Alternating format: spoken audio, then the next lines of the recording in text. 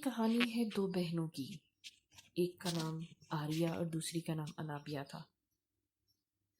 دونوں بہنیں بہت اچھا پڑھنے لکھنے والی تھیں. فرسٹ ایئر کے ایگزامس کے بعد وہ بہت خوش تھیں. ان کے مارکس بہت اچھے تھے، ان کے والدین ان سے خوش تھے. کچھ عرصے سے آریہ کا کچھ رویہ تبدیل ہونے لگا تھا. آریہ کا رویہ تبدیل کیوں تھا؟ اس کی کچھ وجہ تھی. وہ یہ وجہ تھی کہ آج سے پورے 8 ماہ پہلے اس کی بہن انابیہ ٹائیفائڈ کے بخار کی وجہ سے انتقال کر گئی تھی. وہ لوگ بہت خوش تھے. ان کی زندگی میں یہ حادثہ ایک بہت بڑا دھچکا تھا. وہ یہ چیز برداشت نہیں کر پائے کہ اچانک انابیہ کو ٹائیفائڈ ہوا اور وہ مر گئی. کسی کے لیے اس بات کو تسلیم کرنا بہت آسان نہیں تھا، خاص طور پہ ان کے ماں باپ کے لیے. آریہ کے والد جو کہ بہت بزرگ تھے اور کم و بیش وہ کسی نہ کسی بیماری میں مبتلا رہتے تھے. انابیہ کی وفات کے بعد اس کے والد کی طبیعت بہت خراب رہنا شروع ہو گئی. ایک دن اچانک دفتر سے آتے ہوئے ان کا ایکسیڈنٹ ہوا. وہ کسی پریشانی میں تھے اور وہ وہیں پر وفات پا گئے. یہ ان کے لیے ایک بڑا دھچکا تھا، اتنا بڑا دھچکا تھا کہ ایک ہی سال میں 2 لوگوں کی وفات ان لوگوں کے لیے ناقابل برداشت غم تھا. ایک سب سمجھتے تھے کہ آریہ کا جو رویہ ہے، جو بدلی ہوئی تبدیلی ہے، وہ شاید اس غم کی وجہ سے ہے، اس تکلیف کی وجہ سے ہے کہ اس کے 2 پیارے جو ہیں وہ دنیا سے جا چکے ہیں اور ایک ہی سال کے اندر. ایسا نہیں کہ آریہ ہی صرف اس غم میں اور تکلیف میں مبتلا تھی. اس کے 2 چھوٹے بھائی، اس کی بہن، اس کی والدہ، وہ بالکل دنیا میں تنہا رہ گئے تھے. ان کا کوئی بھی نہیں والی وارث تھا. تو آریہ کی اس حالت سے لوگ یہی اندازہ لگاتے تھے کہ شاید اس کو اس بات کا غم بہت ہے. لیکن یہ غم، یہ تکلیف اچانک ایک دن کسی اور طرف رخ پھیرنے لگی، جسے لوگ ایک غم، ایک تکلیف، ایک لاس سمجھتے تھے. اس کی بہن کی تکلیف، اس کے باپ کی وفات، دونوں کی وفات کو وہ جو غم سمجھتے تھے وہ غم نہیں تھا. اس کے رویوں کی تبدیلی، اس کے چال چلن کے طور طریقے، وہ سب بدل گئے تھے. اس کی وجہ یہ نہیں تھی. اس کی وجہ، جس کو ان کی ماں یہ سمجھ رہی تھی کہ وفات ہے، وہ وجہ نہیں تھی. یہ بات ان کو تب معلوم چلی جب ایک دن آریہ چھوٹے بہن بھائیوں کے ساتھ اور اس کی ماں کے ساتھ کھانے کی ٹیبل پہ بیٹھی. آخر اس کی ماں کو باپ بھی بن کے پالنا تھا، تو انہوں نے اپنے آپ کو مضبوط کر لیا کہ میں اپنے بچوں کو اکٹھا کروں گی، ان کو اس طرح بکھرنے نہیں دوں گی، تاکہ ان کو ایک جگہ بٹھا کے ہم کھانا کھلائیں. یہ اس کی ماں کا وہ دن تھا جو وہ سمجھنے لگی کہ آریہ میں کچھ تبدیلی ایسی ہے جو کہ اس غم سے متعلق نہیں ہے. آریہ، اس کے 2 بھائی اور اس کی چھوٹی بہن کھانا کھانے کے لیے بیٹھ گئے. والدہ نے کھانا رکھا، بٹ آریہ حسب معمول خاموش تھی. اس نے سر جھکایا ہوا تھا. وہ کسی سے نہ بات کرتی تھی نہ دیکھتی تھی. چھوٹے بہن بھائی اپنی باتوں میں مشغول تھے. بہن اور بھائیوں کے درمیان میں کچھ بات چیت ہو رہی تھی. ابھی کچھ بات ہو ہی رہی تھی کہ اس کی والدہ کی آواز نے اس کو چونکایا. آریہ، کچھ کھا لو. آریہ، اپنے آپ کو سنبھالو، اپنے چھوٹے بہن بھائیوں کا بھی خیال رکھا کرو. جیسے ہی اس کی والدہ کی یہ بات ختم ہوئی، آریہ نے ایک تیکھی نگاہ سے گردن گھما کے اپنی ماں کی طرف دیکھا. اس کی ماں بہت پریشان ہو گئی. یہ وہ نظر نہیں تھی جس طرح ایک تکلیف دہ انسان کی شکل ہوتی ہے یا اس کی نظر ہوتی ہے. اس کی آنکھوں میں عجیب ایک وحشت، ایک حقارت اور غصہ تھا. یہ دیکھ کے اس کی والدہ کو ایک منٹ کے لیے لگا کہ یہ ایسا کیوں ہے. وہ جسے تکلیف اور سر جھکے ہوئے کو یہ ایک غم سمجھ رہی تھی، وہ تو وجہ ہی کچھ اور تھی. اس کی وجہ اس کی آنکھوں میں نظر آنے لگی. اس کی ماں بہت پریشان ہوئی اور ایک دم بولی، آریہ، کیا ہوا؟ آریہ بغیر کچھ بولے، بغیر کچھ کہے اپنی سیٹ سے اٹھی اور اپنی سیڑھیوں کی طرف چل پڑی. سیڑھیوں سے اوپر وہ اپنے کمرے کی طرف جا رہی تھی تو اس کی ماں نے اس کو جاتے ہوئے پوری طرح دیکھا. نہ تو وہ ایک نارمل انسان تھی، نہ اس کے اندر وہ غم کی وہ کیفیت تھی. اس کی ماں کو اچانک یوں لگا کہ یہ ایک عجیب سی تبدیلی ہے جو اس نے کبھی پہلے اپنی بچی میں محسوس نہیں کی. وہ سیڑھیاں چڑھتی گئی، گردن جھکی ہوئی تھی، ہاتھ پیر ڈھیلے تھے. وہ اپنی سمت میں جا رہی تھی اور اس کی ماں کو یوں لگا کہ جیسے یہ وہ آریہ نہیں ہے، یہ تو کوئی اور لڑکی ہے. ایک منٹ کے لیے آریہ کی ماں نے شاید یہ سوچا کہ اس کا غم اور اس کی تکلیف شاید اس کے حواسوں پہ سوار ہے، جس کی وجہ سے وہ نہ کوئی بات کرتی ہے، نہ کسی سے کچھ ڈسکس کرتی ہے. اس کے اندر کچھ چل رہا ہے، وہ اپنے اندر میں کسی گھٹن میں ہے، جس کی وجہ سے شاید وہ ایسا بیہیویئر کری ہے.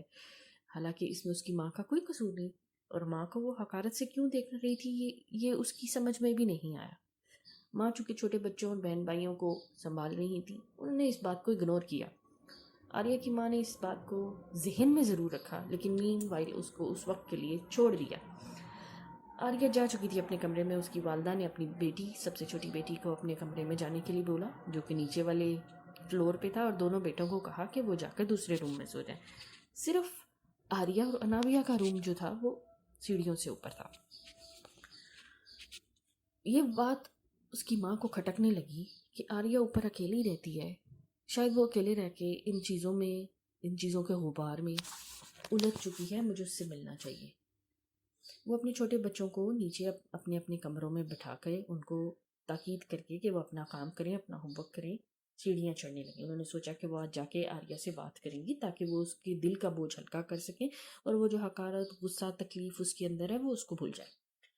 اس کی والدہ آہستہ سے سیڑھیاں چڑھتی ہوئی اوپر جا ہی رہی تھی کہ اچانک ان کے پیر لرز اٹھے. وہ ایک دم پریشان ہو گئی. وہ جس قدم پہ چڑھ رہی تھی اسی قدم پہ رک گئی، کیونکہ آریہ کے کمرے کا دروازہ کھلا ہوا تھا، اور اس کی سمت ایسی تھی کہ وہ آریہ کے کمرے کے اندر تو جھانک نہیں سکتی تھی، لیکن وہ اس کمرے کے اندر موجود انسانوں کی بات کرتے ہوئے سن سکتی تھی. آریہ کسی سے بات کر رہی تھی. آریہ وہ جو بات کر رہی تھی وہ اس کو سنائی نہیں دی، لیکن آریہ ایک نارمل انسان کی طرح اونچی آواز میں پورے طریقے سے کسی کو کچھ سمجھا رہی تھی. آریہ کی ماں بہت پریشان تھی. آریہ کی ماں سمجھ نہیں پا رہی تھی کہ وہ اکیلی اوپر کس سے باتیں کر رہی ہے، اور ایسا کیا ہے، وہ کس سے باتیں کر رہی ہے اس کو کیوں نہیں پتا. شاید اس کی بیٹی کے دماغ پہ کچھ ایسا اثر ہو گیا ہے کہ وہ اپنے آپ باتیں کرنے لگی ہے. وہ وہموں کا شکار ہونے لگی. اس کی والدہ نے بہت کچھ ایسا سوچ لیا ذہن میں، جس کو وہ دروازہ کھولنے سے پہلے ازیوم کر سکتی. دروازہ کھولنے سے پہلے اس کے ذہن میں جتنے خیالات آ سکتے تھے وہ اس نے سوچ لیے. ابھی اسی اثنا میں وہ اس کے کمرے کی طرف بڑھی. جیسے ہی وہ اس کے کمرے کی طرف بڑھی، وہ جو منظر وہ دیکھنے والی تھی وہ ایک حیران کن منظر تھا. آریہ اپنے کمرے کے ایک کونے میں الٹا منہ کر کے ایک کونے کی طرف کھڑی ہوئی تھی. اس کا سر بالکل اوپر کی طرف تھا، اس کی گردن بالکل چھت کی طرف تھی، اور وہ بالکل ساقط کھڑی ہوئی تھی. اس کی والدہ سے سمجھ نہیں آیا کہ یہ آریہ کس قسم کا بیہیویئر کر رہی ہے، آریہ کے اندر کس قسم کی تبدیلی ہے، آریہ کس سے باتیں کر رہی تھی. اس کی ماں نے سہمتے ڈرتے اس سے پوچھا، آواز دی پیچھے سے، آریہ، آریہ بیٹے تم کیسی ہو؟ آریہ تم کس سے بات کر رہی تھی؟ جیسے ہی آریہ کے کان میں اس کی ماں کی آواز پڑی اور یہ بات سنی اس نے کہ وہ کس سے بات کر رہی تھی، آریہ نے گردن گھمائی اور ٹیڑھا رخ کر کے اپنی ماں کی طرف بالکل اسی طرح دیکھنے لگی جیسے وہ کھانے کی ٹیبل پر اپنی ماں کو حقارت اور تیز تیکھی آنکھوں سے دیکھ رہی تھی. آریہ کی ماں کو ایک اندازہ تو یقیناً ہو گیا کہ آریہ اس وقت اپنے ہوش و حواس میں نہیں ہے، اور وہ جو کچھ بھی کر رہی ہے اس کے پیچھے اس کا اپنا ذاتی عمل نہیں ہے. ابھی آریہ کی ماں اس سے کچھ اور بولتی، اس کے بہن بھائیوں کی چیخنے کی آوازیں آنے لگی، ایک دم نیچے سے رونے چلانے کی آوازیں آنے لگی.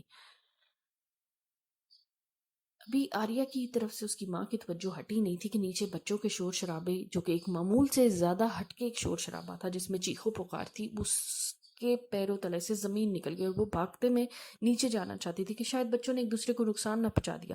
ابھی وہ کمرے کی دہلیز سے باہر نکل نہیں والی تھی کہ اس نے آریہ کے چہرے پہ ایک خنیف سی مسکراہٹ دیکھی. ایسی مسکراہٹ جو اس تکلیف پہ، جو اس شور پہ ہنس رہی ہو. اس کی ماں کو کچھ سمجھ نہیں آ رہا تھا کہ وہ کس کو پہلے دیکھے. آخر اس نے آریہ کو اس کے حال پہ چھوڑ کے فوراً نیچے اپنے بچوں کی طرف جا کے دیکھا. نیچے جانے کی ہی دیر تھی کہ ایک اور بڑی آفت اس کے آمنے سامنے کھڑی ہوئی تھی. اس کے دونوں بچے زمین پر ایسے چل رہے تھے جیسے کوئی جانور چلتا ہے. یہ دونوں لڑکے تھے، اور اس کی بہن چیخ چیخ کے آوازیں دے رہی تھی، اور وہ دونوں بچے ایک دوسرے سے عجیب سی آواز کر رہے تھے. آریہ کی ماں سے یہ برداشت نہ ہوا، اور اس نے اونچی آواز میں اعوذ باللہ اور بسم اللہ اور آیت الکرسی پڑھنی شروع کر دی، اس قدر اونچی آواز سے پڑھی کہ 1 منٹ کے لیے اس کو ایسا لگا کہ اس کے بچے اس کو کھا جائیں گے۔ وہ عجیب طریقے سے زمین پر رینگ رہے تھے جیسے کوئی جانور رینگتا ہے۔ ابھی اس کے آیت الکرسی پڑھنے کی ہی دیر تھی کہ ایک دم کچن سے کچھ برتن ٹوٹنے کی آوازیں آنی شروع ہو گئیں، زوردار سے برتن گر رہے ہیں، چمچ گر رہے ہیں، گلاس ٹوٹ رہے ہیں۔ آریہ کی ماں کو یوں لگا کہ وہ جیسے ایک بہت بڑی مصیبت میں پھنس گئی ہے، اس کو کچھ سمجھ نہیں آیا۔ آج کا دن اس کے لیے بہت مشکل دن تھا، نہ وہ آریہ کو سمجھ پا رہی تھی، نہ بچوں کی حالت کو کچھ انڈرسٹینڈ کر رہی تھی، اور کچن سے آنے والی آوازوں نے اس کو 1 منٹ کے لیے پریشان کر کے رکھ دیا۔ یہ سب معاملات اس کی ماں کے لیے اتنے مشکل تھے، اپنے سب بچوں کو سنبھالنا، اسے کچھ سمجھ نہیں آیا۔ اس نے آیت الکرسی پڑھی، آیت الکرسی پڑھتی رہی جب تک اس کے بچے زمین پر ڈھیر نہیں ہو گئے۔ آخری دم تک وہ شور، وہ برتن ٹوٹنے، وہ ایک قدم کے لیے بھی کچن میں نہیں گئی یہ دیکھنے کے لیے کہ وہ برتن کیسے ٹوٹ رہے ہیں۔ اس کی سب سے بڑی فکر اس کے بچے تھے۔ وہ آیت الکرسی پڑھتی رہی اس حد تک کہ وہ بچے زمین پہ جس طرح چل رہے تھے، جہاں چل رہے تھے، اسی طرح ڈھیر ہو گئے اور بے ہوش ہو گئے۔ اور اس کی بیٹی سہمی ہوئی دیوار کے ساتھ لگی امی امی کر رہی تھی۔ یہ سارا منظر اس کی ماں کے لیے ایک بہت بڑا دھچکا تھا۔ وہ یہ سب بھول گئی کہ اس کی زندگی میں کون سے غم ہے، اس کے شوہر کا غم ہے یا اس کی بیٹی کی وفات کا غم ہے، یہ سب وہ بھول گئی اچانک۔ جیسے ہی اس نے آیت الکرسی پڑھ کے اپنے بچوں پہ دم کیا، وہ بچے وہیں ڈھیر ہو گئے، اور اس نے اپنی بیٹی کو فوری طور پہ اپنے قریب بلا کے اپنے پاس لگا لیا۔ ابھی وہ اسی شش و پنج میں تھی کہ وہ کیا کرے۔ آریہ کی ماں کو کچھ سمجھ نہیں آیا۔ وہ ہر طرح سے ہر صورت پڑھ کے اپنے بچوں پر، اپنے دونوں بیٹوں پر، اپنی بیٹی کے اوپر پھونکتی رہی۔ اس نے اپنے دونوں بیٹوں کو بستر پہ لٹایا۔ وہ دونوں بچے بہت چھوٹے تھے، 7 سال کے وہ 2 بچے تھے۔ اس نے ان کو بستر پہ لٹایا، ان کے اوپر پھر دم کیا۔ وہ ہوش میں نہیں تھے، وہ اپنی آنکھیں بند کر کے بے سود ہو کر لیٹے ہوئے تھے۔ اس کی سمجھ میں کچھ نہیں آیا۔ اس نے فون پکڑا اور فوری طور پہ ایک خاتون کو فون کیا۔ یہ خاتون ان کی بہت قریبی دوست تھی، ان کا نام فہمیدہ تھا۔ فہمیدہ ایک جہاں دیدہ اور سمجھدار خاتون تھی۔ انہوں نے فہمیدہ کو ساری بات ایک ہی سانس میں بتا دی۔ فہمیدہ نے کچھ سنائی نہیں دیا۔ فہمیدہ کیونکہ ان بچوں سے اسی طرح پیار کرتی تھی جیسے ان کی خالہ پیار کرتی ہے، جیسے کوئی بہن اپنی بہن کے بچوں کو پیار کرتے ہیں۔ فہمیدہ نے اسے جانے کیا صلاح دی یہ نہیں معلوم چلا، لیکن اس نے فوری طور پہ یہ کہا کہ تم اپنے گرد حصار باندھ لو۔ وہ جیسے ہی اٹھی انہوں نے فوری طور پہ وضو کیا۔ وضو کرنے کے بعد ایک گلاس میں پانی پکڑا، اس گلاس میں پانی پکڑنے کے بعد اس میں نمک ڈالا اور اس کو اچھی طرح گھولا۔ جس طرح ہی وہ نمک ڈال کے گھولنے لگے، انہوں نے چاروں کل پڑھے، آیت الکرسی پڑھی اور سب بے شمار صورتیں پڑھی جو ان کے دل میں تھیں، جو ان کو یاد تھیں یا جو فہمیدہ نے ان کو بتائی تھیں۔ یہ پڑھ کے انہوں نے وہ پانی چاروں کونوں میں ڈال دیا اپنے کمرے کے، اور اپنی بیٹی کو خاص طور پہ ہدایت کی کہ بیٹا کسی صورت میں آپ نے کچھ بھی ہو جائے آپ نے کمرے سے باہر نہیں جانا، اب آپ کے بھائی بالکل ٹھیک ہیں۔ اس کی بیٹی چونکہ 12 سال کی تھی، وہ کچھ سہمی ہوئی تھی، اسے سمجھ نہیں آ رہا تھا کہ یہ سب ماجرا کیا رہا ہے، لیکن وہ اپنی ماں کی تاکید کر رہی تھی کہ ہاں ماں میں اب کمرے سے باہر نہیں جاؤں گی۔ اس کے دونوں بھائیوں کو اس کے حوالے کر کے، چھوٹی بیٹی کا نام علیشہ تھا، علیشہ کے حوالے کر کے وہ خود انابیہ کے کمرے میں جانا چاہتی تھی کہ اتنے شور و غل کے باوجود انابیہ نیچے کیوں نہیں آئی۔ آخر انابیہ میں ایسی کیا بات ہے کہ انابیہ مسکرا رہی تھی، اور یہ سب حالات اچانک کیسے ہوئے؟ جیسے اس کی ماں کمرے سے باہر نکلی اور کچن کی طرف دیکھا، کچن میں چاروں طرف برتن ہی برتن پھیلے ہوئے تھے، شیشے کے گلاس، پلیٹیں، برتن، جو بھی چیز تھی وہ سب کے سب کچن میں ایسے بکھری تھی جیسے 1 منٹ کے لیے زلزلہ آیا اور اس نے تہ سے اٹھا کے کچن کو الٹا دیا۔ ان سب چیزوں کی فکر کیے بغیر وہ سیدھی سیڑھیوں سے دوڑتی ہوئی اوپر انابیہ کے کمرے میں گئی۔